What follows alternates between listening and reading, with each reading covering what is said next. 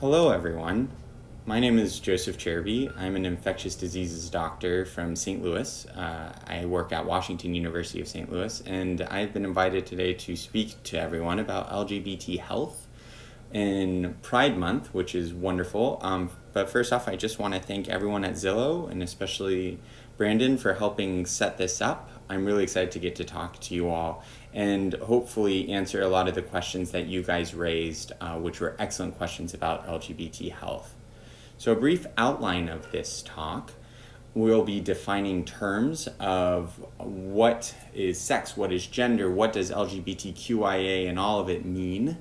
For those of you who don't know what all of those terms mean, it'll just be a brief course on that. Then we'll go into LGBT plus health disparities, speak about what's been plaguing the LGBT community and more so than other communities in society. So a little bit on that. Also go over LGBT health in the era of COVID-19. I know we're all pretty exhausted about hearing about COVID-19, but the pandemic has affected the LGBT community in ways that it hasn't affected other communities. So we'll just do a brief note on that. And we'll also speak a little bit about the gay blood ban that you may have been hearing about in the news and has become part of the front and center of what's going on in the pandemic and how it's affecting LGBT individuals. And in the end, I'll be giving some resources to help you to donate, be activists, do whatever you want to help the LGBT community, because in this day and age, we need as much help as we can get. So, to start off, let's start with defining what sex, gender, and sexuality are. And so, the term sex, when we talk about it, it's what is the, it is something that is assigned at birth based off of the appearance of external genitalia. So, sex can mean male, female, or intersex, in which we have ambiguous genitalia, or genitalia that might not be one-way male or female, and these are associated with certain medical conditions that some people have but are also perfectly natural. And so the thing to emphasize here is that when we speak about sex, we are speaking about physical biological traits. So as I said, these are the examples of male, female, and intersex, and there's a spectrum upon which people can be assigned on the sex spectrum. Gender, on the other hand, involves one's self-identification as male or female, with influence of societal structures, cultural expectations, and personal interactions. So when we speak about gender, there is a spectrum of it. So when you say someone is cisgendered, it means that you are having or relating to a gender identity that corresponds to a culturally determined gender role of one's birth sex. So me, myself, I was born and assigned the sex of male at birth.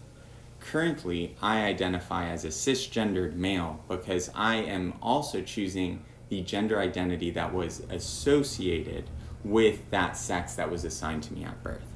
However, some people are transgender, and this is an umbrella term, mind you, that is used to describe a full range of people whose gender identity and or gender role do not conform to what is typically associated with their sex assigned at birth. And so if I were to identify as a transgender male or female or a transgender individual, I would say that I was assigned the sex of male at birth. However, I do not currently associate or identify with the male gender role. And the thing to remember here is that gender is a societal construct. The idea of what it means to be male or female has changed throughout time, and the masculine traits and feminine traits have also changed throughout time. And so if you read things about Greek mythology and how the beautiful men were thought to be the most effeminate and feminine and slender figured men, then you understand that there is a spectrum that has changed throughout time. And so when people identify by a different gender, they are or refusing to identify with the sex that was, assigned to them at birth, they're just choosing to do so because it's what they identify as, and it is an individual choice. Now, there are 4 facets of gender affirmation, so it's not as easy as saying I am male or female. There's the societal facet, which is what your name is and what your pronoun is. The social, facet, which is what your name and what your pronoun is. So I can say that my name is Joe, and my preferred pronoun, or the pronoun to which I identify with, is he, his, and him. There's a psychological aspect, which is the internal felt self of what I feel internally. There's the medical aspect, which is when a transgender individual feels like they want to take the step to use hormones or surgical intervention to kind of help them have the appearance with which they can feel most like their gender. And that is a completely separate aspect to it, which is not necessary 100% to be that gender, but some people do make that choice. And then there's the legal facet, which is when someone legally changes their name or their gender on their driver's license or birth certificate. So these are things that all help to make up the human being, but each of them, as you can see, is a different facet, and it adds a layer of complexity to how someone identifies in society. Separate to that is sexual orientation, which is one's enduring sexual attraction to male partners, female partners, or both. And sexual orientation is similarly a spectrum. One may be heterosexual, or they might have a sexual orientation of attraction to members of the same sex, which is homosexual, gay or lesbian, or bisexual. But once again, this is a spectrum that anyone could fall on any point in the spectrum. So then we move on to what it means to be LGBTQ+. And what is the plus exactly? And it's a very long acronym, and there's a reason why we use a plus, not to simplify or kind of help forget the rest of the acronym, but the full acronym is LGBTQIP2SAA, and it constantly changes. But what is included in this is the lesbian, gay, bisexual, transgender, and transsexual, which is the LGBT, and then the plus, and sometimes they'll add the Q to the plus, is queer and questioning individuals. Queer individuals are people who don't want to necessarily identify with any gender identity. And questioning individuals are anyone who's curious or questioning about being on any point in the spectrum. And so there's room for all of those in the LGBT plus community. There are also intersex individuals, which, as we said, are individuals who are born with genitalia that's not necessarily male or female, but in between of sorts. And then there's pansexuals that are loving of all individuals and are more loving of a person's personality characteristics as opposed to just identifying with their sexual traits. So it's not like I'm only attracted to men or I'm only attracted to women. I'm attracted to men sometimes, women sometimes, and it's not just bisexuality. It is more of I am attracted to the person as opposed to what they identify as. There's also two spirits, which are part of First Nations or Indigenous peoples. This is well known within these cultures that there are two-spirit individuals that are not necessarily male or female, and this is long endured as part of those societies. There are also asexual individuals who are attracted to individuals but not necessarily feel the need to have sexual intercourse or be sexually attracted to individuals. And there are many articles written about asexual individuals, and it's not like there is something wrong that they aren't sexually attracted to individuals or want to have sex. It is just part of how they view relationships, that their relationships don't necessarily need sex, and that is perfectly normal as well.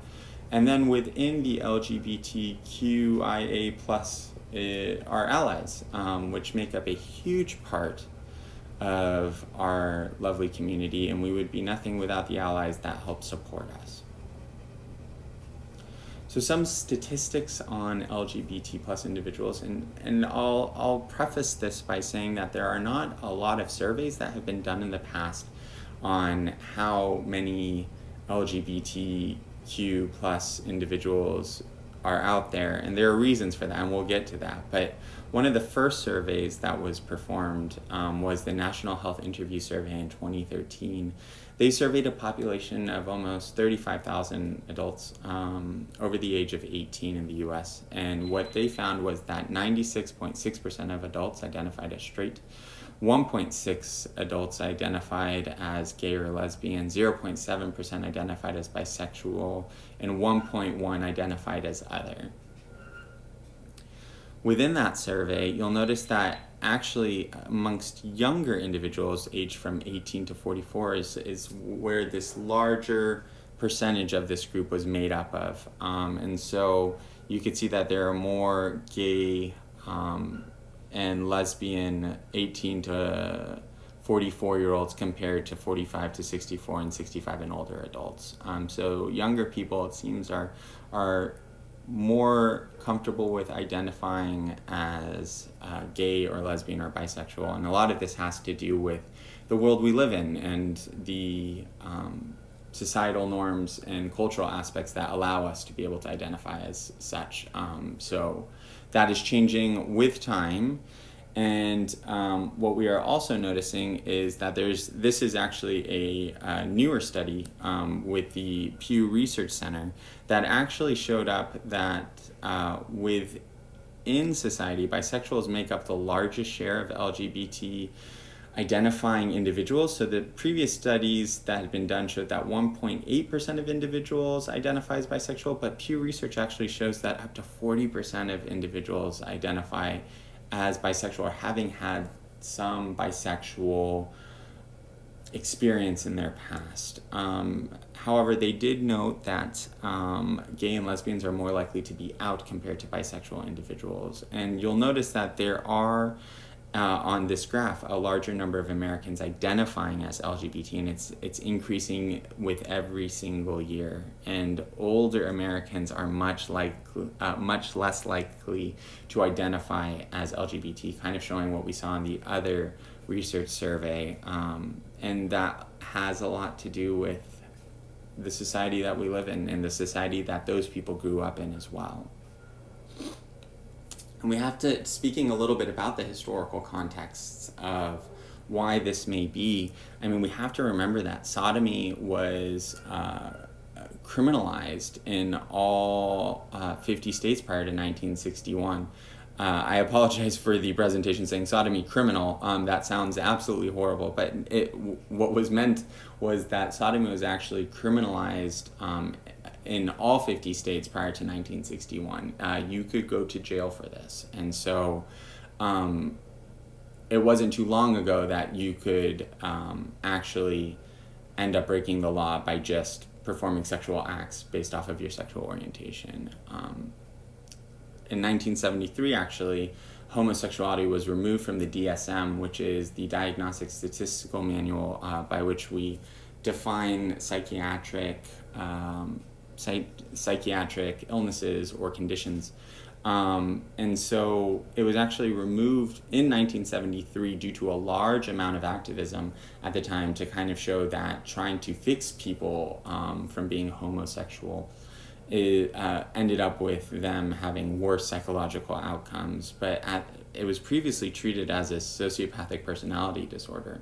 And there are excellent resources and interviews and podcasts dedicated to this if anyone is interested into what was happening before 1973 and what change occurred after 1973. If you are interested, please email me. I'd be more than happy to provide you guys with that information. It was quite horrific actually at that time, but psychologists at the time thought that they were trying to help people. Take from that what you will, but they were trying to help people to feel more accepted by society. And then they slowly realized that the bigger problem was that society was not accepting of these individuals, not the individuals had to change to be accepted by society, which was the major driving force of that change. In 1969, the Stonewall riots occurred, which I am sure a lot of you guys are hearing a lot about over the last 2 years. Last year was actually the 50th anniversary of the Stonewall riots. And this is what sparked the modern gay rights movement, and it was believed to have been led by trans people of color. And that kind of highlights those individuals' places within our history. And so right now in the era of Black Lives Matters movements, and to see how transgender individuals, especially transgender individuals of color, are being so affected in our modern day, it just goes to highlight how we need to defend these people as part of our LGBT community, because they're the ones who started it all. They started the modern gay rights movement, and we need to be there for them in their time of need as well. Now, in the 1980s and 90s, I'm sure not many of you need me to inform you that we had a thing called HIV and AIDS, which predominantly affected the gay community, the men who have sex with men community, MSM, and unfortunately, that disease was so attached to the gay community that initially it was called GRID. It was a gay-related immunodeficiency syndrome, and the world was actually quite surprised that here in America we attached this virus so much so with the identity of being a homosexual for so many years. And that discrimination and that stigma still does exist, both within the gay community and outside of the gay community, but it erased a whole generation of homosexual men predominantly, and other individuals too, because I mean we all know that HIV spread out of the gay community, but this is a huge factor in the gay rights movement, and erased many of our biggest activists from this earth, which is really unfortunate. Great book to read if anybody is interested is In the Band Played On, if you want more information about the HIV and AIDS in the 1980s and 90s. So please do pick up a book. It's a long read, but 100% worth it. And then in 2013, the DSM-5, same diagnostic and statistical manual, but the 5th iteration of it, reclassified gender identity disorder as gender dysphoria, and it was no longer viewed as pathological. That's a big thing, because before that, I remember when I was in medical school, people would say, well, transgender individuals they have psychological conditions, psychiatric conditions, and I argued with many of my professors to say these people are not sick. It's society that's wrong in this situation, and they insisted on me adding gender identity disorder, which the word disorder is just so heavy if you think about it. But moving it to gender dysphoria is, it means that people do not feel comfortable with their gender identity and might want to change, and it speaks so much more to the plight of transgender individuals to be able to have a term like that to help them with their current conditions. But we are still working with transgender individuals and on their rights, especially within the healthcare community, which I'll get to in a little bit as well. Marriage equality passed in 2015. Yay! All of homophobia was solved with one declaration signed by the Supreme Court, if only. But it was a big step, and I'm sure it helped a lot of individuals to be able to declare their love in front of their loved ones and have it be recognized by the state as well. Because if before that, there were situations in which people couldn't even go to the hospital beds of their loved ones because their marriage wasn't recognized by law. So these are big things. These are not things to be taken for granted. So this is an excellent step forward, and hopefully it won't be removed anytime soon, even though a lot of these rights are slowly being eroded by the current administration. And then one thing of note is that the NIH, the National Institute of Health, it took them until 2010 to recognize that individuals in marginalized populations are at higher risk for poor health, disability, and premature death. And they actually recognized in 2012 in a report called the Healthy People 2020 report that LGBT plus individuals were placed as an at-risk population. So this is the first time a governmental organization actually said, LGBT plus individuals have worse health outcomes, and so we have to do something about that. And so it took them until 2012 to be able to say that. So this is why we don't have a lot of statistics. This is why we don't have a lot of information about the health of LGBT individuals. And this is why we are actively working on trying to fix that and remedy that. But it's understandable why, considering the fact that, these things were criminalized. We had HIV and AIDS. We had the psychiatric and psychological community saying that this was a disease, and we had the government itself not even recognizing the rights of these individuals. It's understandable why older Americans are less likely to identify as LGBT and why actually their health outcomes are so much worse. So, in light of this, one of the first studies was performed by the Institutes of Medicine, and this looked at the health of lesbian, gay, bisexual, and transgender individuals. And what the purpose was is, this was back in 2011, it was to look at a literature review of LGBT health issues in order to identify the health status of LGBT populations. And it was this report that kind of helped inform that Healthy People 2020 report.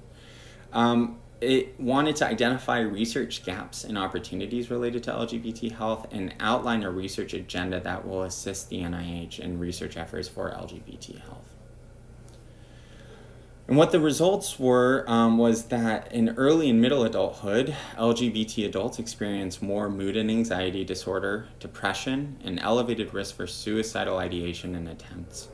There are elevated rates of suicidal ideation and attempts and depression amongst trans individuals, and these are much higher than those of LGBT individuals.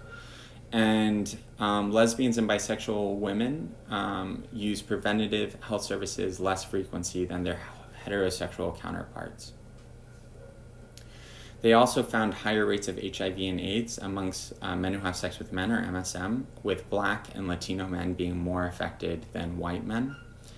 There are higher rates of stigma, discrimination, and violence across the board for the LGBT individuals, and higher rates of smoking, alcohol abuse, and substance use. In late adulthood, what they found is transgender individuals experience negative health outcomes as a result of long-term hormone use. So with hormone use, it is a great thing to help individuals achieve the body that they want, but with testosterone use and estrogen use, you actually have, with estrogen use, higher rates of an increased risk of breast cancer, whereas for testosterone use, you have an increased risk of cardiovascular events, so heart attacks and stroke, that need to be monitored. And it's something that we actively monitor in all of our transgender individuals as well.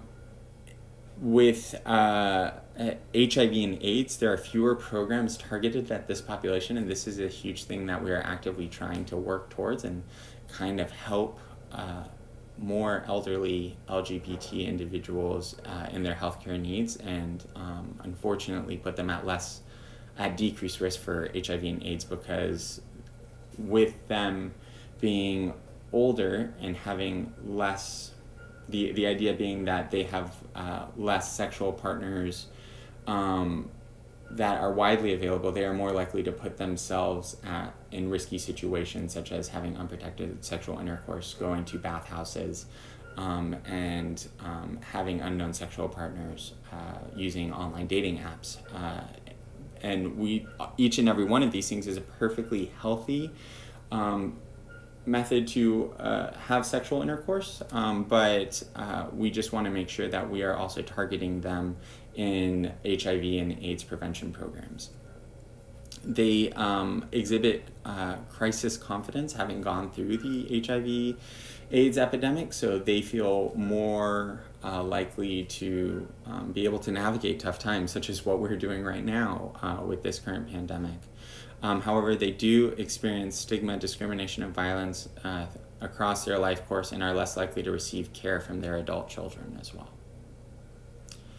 Now, fast forward a little bit, in 2015, there was this study started by the University of California, San Francisco, University of California, San Francisco, UCSF.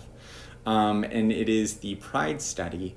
And what this study did was they aimed to do a survey of LGBT plus individuals to kind of figure out what health factors are affecting the LGBT community. And so the first study that they did had almost 14,000 individuals sign up over 2 years.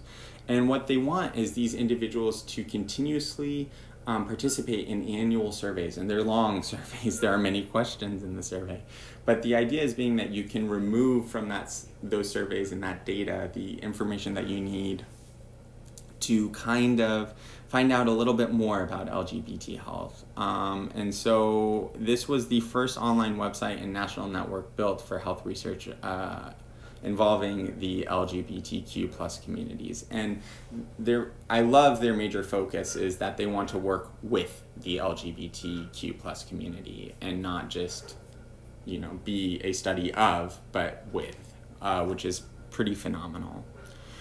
One of their more recent publications came out in 2020, and what they showed was 51% of LGBTQ plus individuals in the study reported binge drinking at least once in the last year.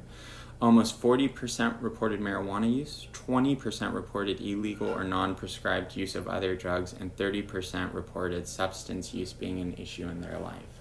And so one of the major things that people are trying to study is substance use in the LGBT plus community, because you can imagine being a marginalized community with more stigma and discrimination, a lot of people will end up using alcohol or drugs. And when done in a healthy manner, this is perfectly okay. However, we want to make sure that there are resources available to help LGBT individuals, especially if they have substance abuse issues. And so this is something that is really being pushed to the forefront on LGBT health in recent years.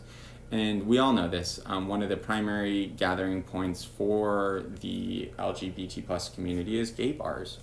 And these bars you are surrounded with alcohol all the time. So alcohol abuse is something to be taken seriously within the gay community, especially when it comes to binge drinking, and when it becomes an issue that affects your daily life. So this is something that we're noticing affects the LGBT plus community at large, but something that we are working on with the LGBT community as well.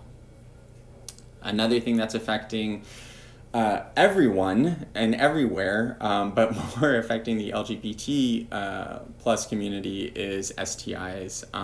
Now, the recent report on STIs came out in 2018, and it was quite shocking to a lot of us. I am primarily interested in the area of STIs and STI prevention, but what we found was there are increases in STIs across the board.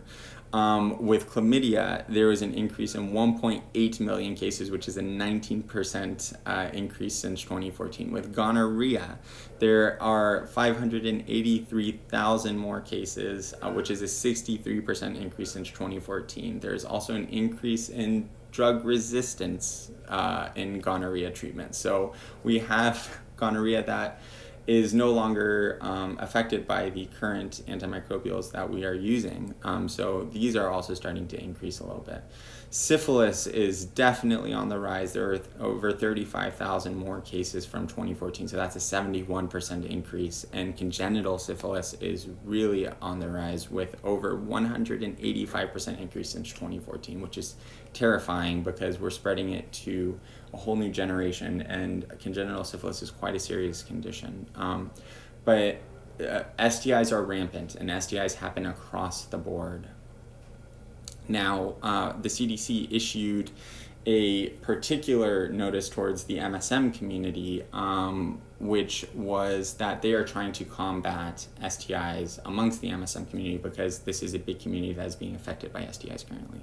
So MSM are at more high risk, often have no symptoms, and oftentimes their STIs are detected by screening. And if you get an STI, you are more likely to contract HIV as well, because inflammation leads to more blood flow to certain areas, which leads to more likelihood of blood-to-blood transmission, which is the highest rate of transmission for HIV. So when it comes to MSM, lest we not forget that gay men and have sex, they have oral sex, they have anal sex, and the same with the heterosexual community. I mean, there's oral, anal, and vaginal sex that occurs in each and every one of these communities.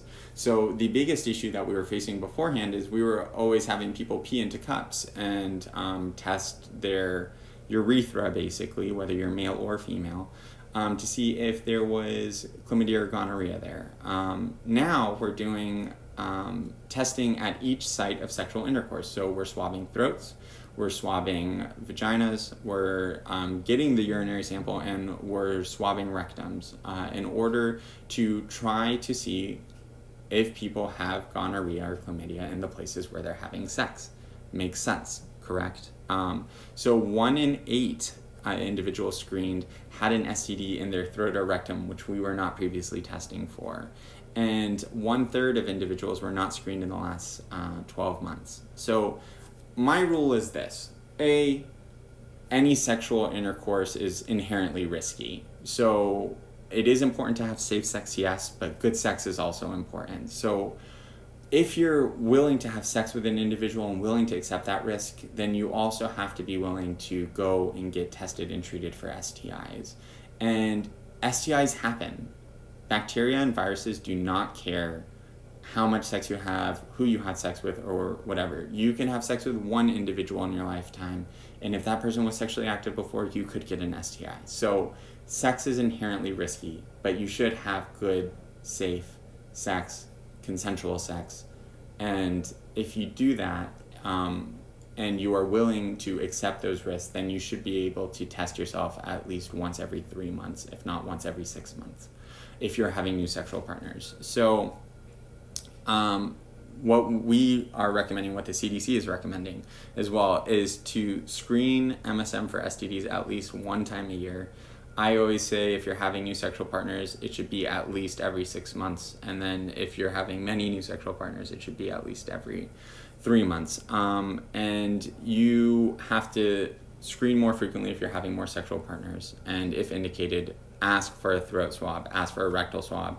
If your primary care provider looks at you with a weird face or a disgusted face or says, I have no idea what you're talking about, then you should probably seek a different primary care provider, because there are people who do know what they're talking about in these situations. And this is me speaking coming from an institution in which many people are well versed in this, and I understand that many people come from communities in which they don't have any choices with their primary care providers. And so I don't mean to hark on that level of privilege, but there are resources out there, and I always love educating primary care providers. And so once again, if anyone needs any information, I would be more than happy to provide my email. I have a ton of resources on how to swab these things. And a lot of the dedicated STI testing centers right now are moving more towards this swabbing of each site in which you are having sex. So these are available. You might have to seek it out and might go somewhere other than your primary care provider, but that's perfectly fine if you feel comfortable doing that and want to get tested. And I recommend everyone does get tested, okay? Now, to switch gears a little bit towards LGBTQ plus health in the era of COVID-19. Now, what people are noticing is that LGBTQ Americans are getting coronavirus and losing their jobs, and that anti-gay bias is making it worse for them. This is a headline in the USA Today. This was from May 9th. And so fast forward a little bit, and I didn't include this because this just happened yesterday, but the current administration has removed protections for LGBT plus individuals and allowing health insurances to increase premiums or refuse coverage for LGBT individuals based off of their sexuality. Healthcare professionals can now refuse care of LGBT individuals if it does not align with their religious beliefs, and these are now protected by the current administration. Added to that, our transgender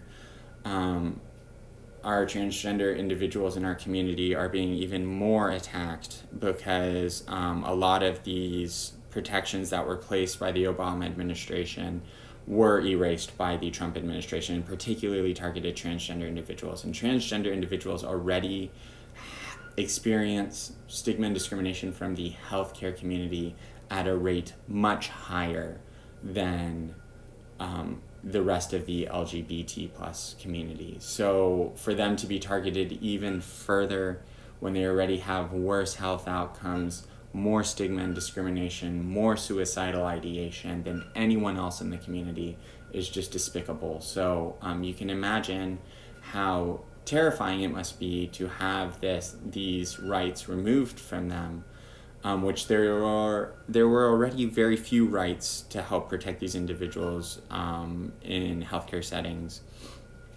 But to have those taken away in the era of COVID, in a pandemic, is even more terrifying because already people are scared to go to the hospital.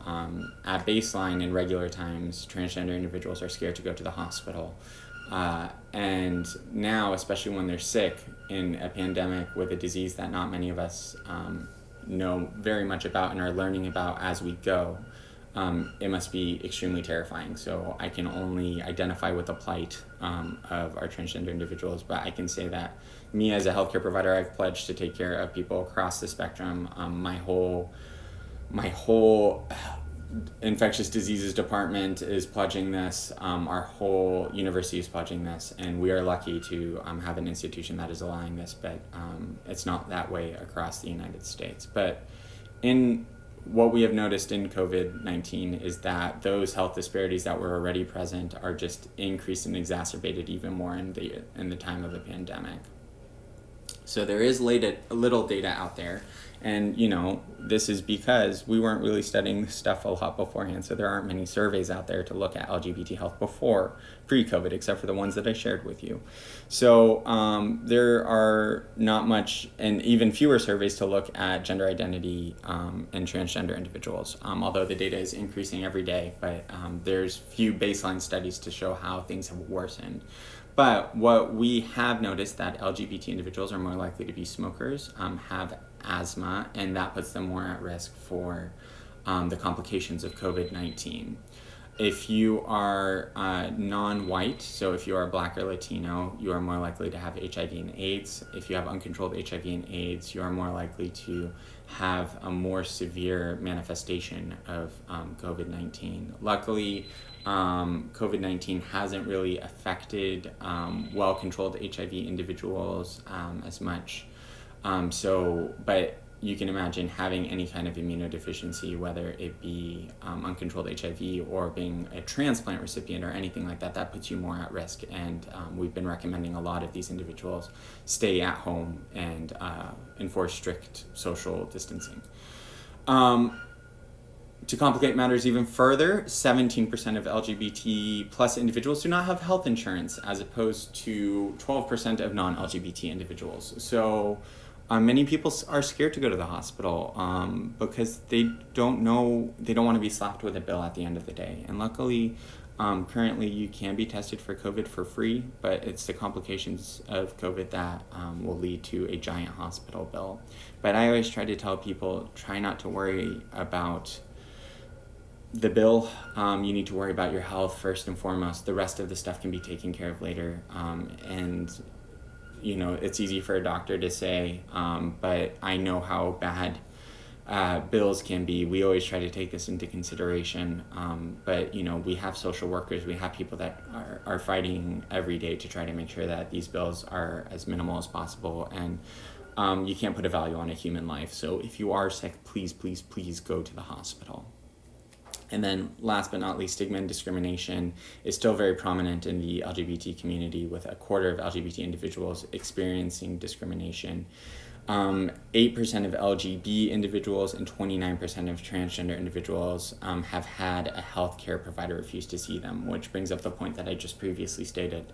transgender individuals are bearing the burden of discrimination in a healthcare setting, whether it be using the wrong pronoun, whether it be just refusing to identify them by their name, not their preferred name, their name. It is what they want to be called. And so this is really unfortunate, and with the removal of the Human Health Services, Health and Human Services guidance on this, it can only increase because healthcare providers that are discriminatory now have every right to do so. And hopefully this will be reversed very soon, but we're putting up a good fight on our end as well. Now, there is a recent study that was published this year characterizing COVID-19 amongst men who have sex with men in the United States. And what they've noticed is mainly the quality of life is where they tried to focus on, and how it affected MSM's individual qualities of life. So they have less feeling of connectedness to their friends by around 13%, decreased access to food or money by 19%, more difficulty paying rent up to around 70%. They have less access or stability of internet by 50%, and number of paid work hours are decreased by 80%. And 2 times as many have lost their job as well. So the pandemic has affected everybody, but this was a particular study looking at men who have sex with men and how it's affected them. And so the same issues are there for all communities, but it has particularly affected the LGBT plus community as well. Another way that it's affected the LGBT plus community has been the fact that we have this reminder that us gay individuals are unable to donate blood and donate plasma for the treatment of COVID-19. The reason why this all came up was because what they were trying to do in the early stages of COVID-19 was they're trying to see if people who had been infected with COVID-19 developed antibodies to help people who are newly infected with COVID-19 to fight the virus. So they would take these antibodies and they would inject them into people from blood donations, and then the hope being that this would decrease the level of virus in a newly infected person and therefore help fight the virus. Great idea, wonderful plan. And there are active studies being done on this, but the problem is that gay men, or men who have sex with men, are still banned by the FDA from donating blood. And this is a relic of the HIV and AIDS epidemic. There was this amazing article written by my friend Jack Turbin, who wanted to donate plasma for the COVID-19 treatment, but he was unable to, and so he wrote this amazing article on Vox.com. And so there's a lot of uproar within the gay community about this. So just some background information for you. Since 1977, men who have had sex with other men since 1977 are permanently barred from donating blood, and this was implemented in 1983 at the onset of the HIV epidemic by the FDA. Now, it took years for the FDA to make this move because gay men were big blood donors back then. And so blood banks were really fighting to allow gay men to continue donating blood, even though the risk of getting HIV from blood donations was more and more becoming obvious. And so they didn't want to lose on their end, the blood banks didn't want to lose these major donors of blood, but from the gay men's perspective, gay men didn't want to be discriminated against. They wanted to be able to donate blood as much as anybody else. And so there were 2 fronts on this, but eventually the FDA did the right thing at the time and banned blood donations that might have carried an increased risk for HIV. Unfortunately, the phrasing of that was incorrect. So the FDA decided to ban blood donations from men who have had sex with men. Now, you could be a MSM who is completely monogamous, and you are at lower risk from getting HIV than someone who has multiple sexual partners. I mean, it's just pure statistics. Even heterosexuals who have multiple sexual partners are at increased risk than a monogamous MSM individual. So the issue is not with being a man who has sex with men. The issue is sexual risk, and that's not what's being assessed by the FDA ban. In fact, the questionnaire just says, have you had sex with men from 1977 and onwards? And if you have, you will not be allowed to donate blood. So times have changed. Now testing is available that can detect HIV in blood within 2 weeks of being infected with HIV. So our testing modalities have improved vastly. And like I said, we have other ways to assess sexual risk. You can ask if people have had more than one sexual partner in the last year, and that should be a measure of increased risk. But if you just ask if you've had sex with men, then it's purely discriminatory, and it is, in all honesty, homophobic. So they did make a change a couple years ago. They said that they have a 1-year deferral. So amongst the heterosexual population, you have a 1-year deferral for heterosexuals who have had sex with a partner with known HIV. So just to show you, it is, in the heterosexual community, there's a different standard than the homosexual community. So once again, homophobic policy. In 2006, there's research that was performed by the Gay Men's Health Crisis that actually showed that lifting the blood ban would cause little risk to the blood supply.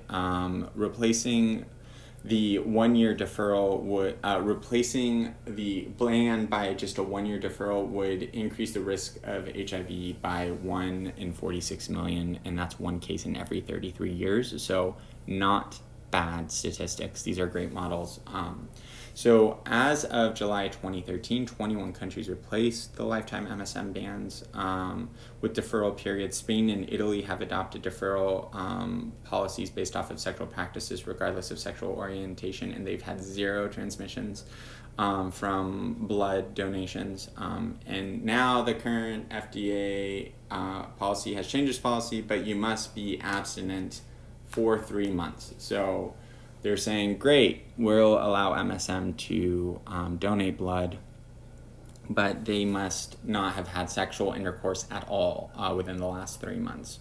It's a step in the right direction. It's still a homophobic policy. It's still being actively fought against by MSM rights groups and LGBT groups. But to be completely honest, what we need is a policy that looks at risk of transmission.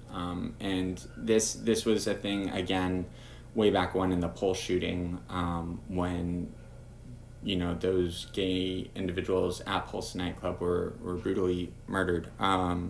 Their family and friends wanted to donate blood, and they were unable to because they were MSM, and they were lining up outside of hospitals to do so and were unable to. So this change by the FDA was due to the COVID-19 pandemic. It is, once again, a step in the right direction, but it is not a big enough step, in my opinion, and we need to remove this ban completely like other countries in the world. So that was a very long talk. There are a lot of other stuff that I wish we could have talked about, things like pre-exposure prophylaxis for HIV, transgender health in and of itself. But each and every one of these talks is an hour-long talk in and of itself. But I wanted to leave you guys with a little bit of some resources. The Pride study is great, and they are constantly putting out new research. Also, they have, if you want to participate in studies in the Pride study, they're always looking for new individuals to sign up. Fenway Institute also has excellent resources on LGBT health, and they're based up in Boston. The Gay Men's Health Crisis is one of the original gay men's health groups that came out of the HIV epidemic in New York. They're a fantastic organization, have great resources. ACT UP is an amazing organization, also came out of the HIV/AIDS crisis. If you want to learn more about ACT UP, please watch How to Survive a Plague. Excellent documentary, lots of tears, but a great educational resource on what it was like to live through the AIDS epidemic. The CDC has great resources as well about STIs, HIV, and then also Twitter is slowly and terrifyingly becoming a resource for medical advice, whether we like it or not, but LGBT health as a hashtag is a great place to follow certain people on Twitter. I've learned a lot from doing so. And so that is basically my talk. I'd like to leave you with this beautiful quote from James Baldwin. But I want you all to know that there are active, this is a really rough time for a lot of people. Pride Month this year has been upended not only by a pandemic, but by the Black Lives Matter movements, with LGBT individuals working on the forefront of all of those issues. And so there's a lot going on. There is a lot going on at baseline with regards to LGBT rights, but we just have to keep putting up a fight, helping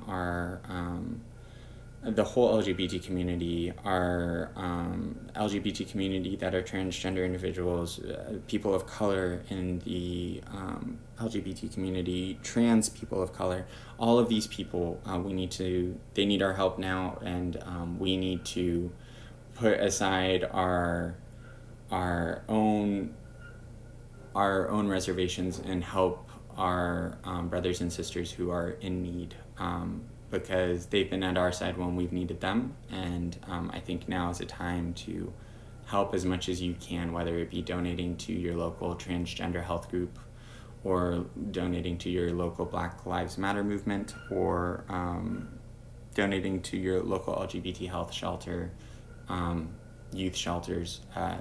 Each and every bit of help can help a person more than you know. But I just wanted to leave with that message. I hope I was able to answer a lot of your questions. If you have any other questions, Brandon does have my email address. Please feel free to email me at any point, and thank you very much.